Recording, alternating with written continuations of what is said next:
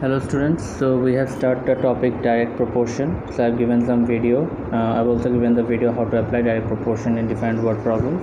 So let us discuss few questions from this exercise 11.1 related to direct proportion.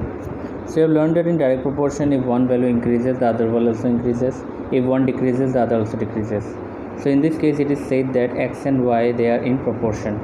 So that means if one will decrease by some value, the other also will decrease by some value. Here decrease and increase means it will increase by multiplication, it will decrease by division, not by adding or subtracting. So we will find out the values, missing values here using that property. Let me do number B here. 64 by 16.4 is given the basic value here for x and y. Based on this we will find the other one.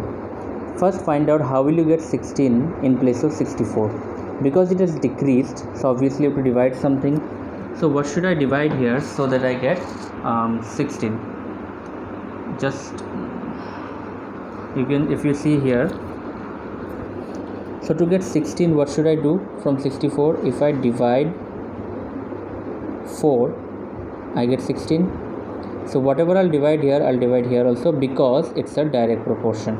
So in direct proportion it changes in the same way.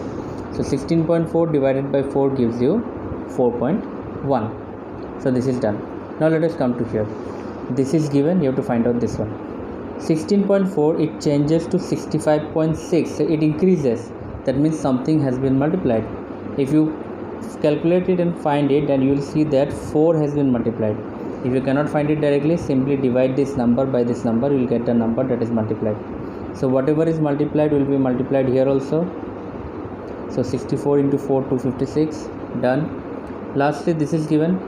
How I get this from 64? How do I get 192? It is increased, that means it gets multiplied.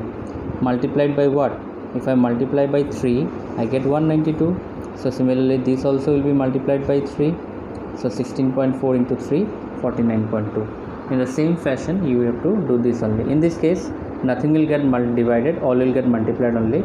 So you find out how to, you can find out easily the way I have done it here. Just you find out what has been multiplied in the other one, same thing will be multiplied in the other number also. Now we come to the word problems. It is given that a map is drawn on the scale of 1:50 lakh. Given that the scaling is done in centimeter, if the distance between two cities is 12,50,000 centimeter, find the distance between two cities in the map. So obviously we know that in a map, in a particular map, you cannot show the actual distance. Say if the distance between two places is 30 km, that doesn't mean that you will draw a 30 km line. That means otherwise the map will become a huge one. So what we do, instead of doing 30 km, say we draw 3 centimeter line and we represent it as 30 km. So that is called scaling of a map. Okay, that how much you are taking for the original distance. So in this question it is said that in this question the scaling is done in centimeter, so the actual distance also is taken in centimeter. Say for if the actual distance is 50 lakh centimeter, then in map it will be shown by 1 centimeter.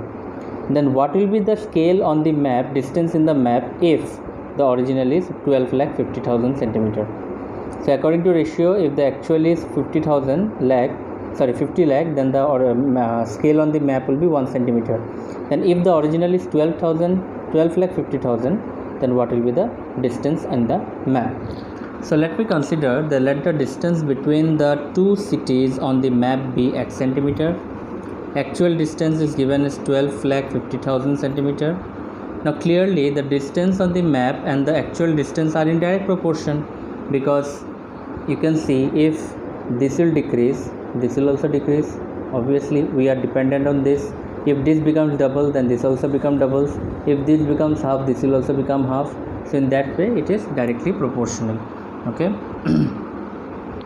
So if they are in direct proportion, then the given ratio, that is 1:50 lakh, will be equal to x is to this. Now why I have taken x is to this? Because if you see the ratio, the distance in the map is given first and the original distance is given second.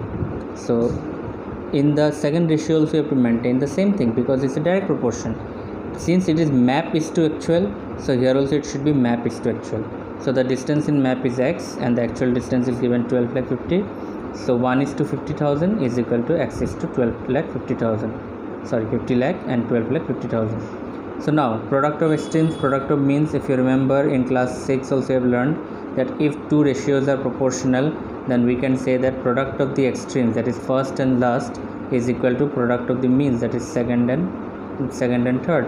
So I can use that product of means 50 lakh into x and 1 into 12 lakh 50,000. So that will be 12 lakh 50,000 only. In the next step, this will come here, gets divided, 4 zeros get cancelled.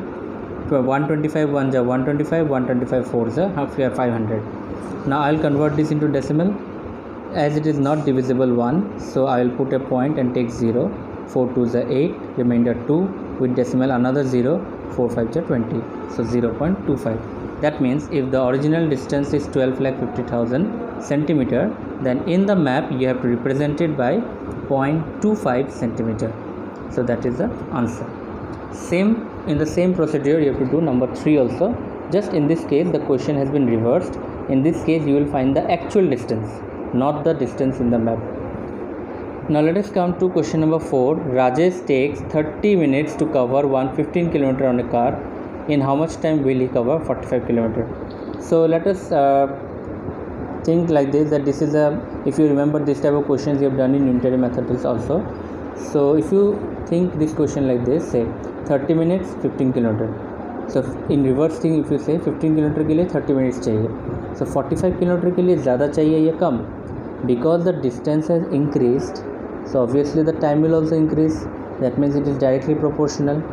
So for making it more easier to understand, I make a table, because the question is about distance and time. So one heading I have given distance, the other heading is time.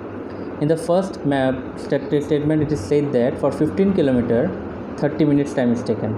Then you have to find out that for 45 km how much time will be taken. Now since this is in direct proportion, as the distance has increased, so the time will also increase. So direct proportion I have already discussed in the Google Meet also, that x1 by x2, if I consider this one x1 and this one is x2, this one y1 and this one is y2, that means the distance I have taken x and the time I have taken y. So x1 by y1 is equal to x2 by y2. So x1 by y1 means 15 by 30 is equal to 45 by x. Cross multiply, 15 into x 15x, 30 into 45, 15 comes here, gets divided, 15 3 ja 45, 30 3 ja 90. So that means the time taken to cover 45 km will be 90 minutes. Okay, now we come to question number 5. Geeta is 56 inch tall and her shadow is 52 inch tall. So in one particular time of the day, when if Geeta stands under the sun, her original height is 56 inch and the shadow that forms is 52 inch long. Then at the same time, if there is a tree which casts a shadow of 10 feet 10 inch, then what is the original height of the tree? That is what you have to find out. That means if the original height of Geeta is this and the shadow is this, then what must be the original height of the tree so that the shadow becomes 10 feet 10 inch at the same time of the day? First of all, let me convert this 10 feet 10 inch into inches first, because the rest things are given in inch. So remember this, 1 foot means 12 inches.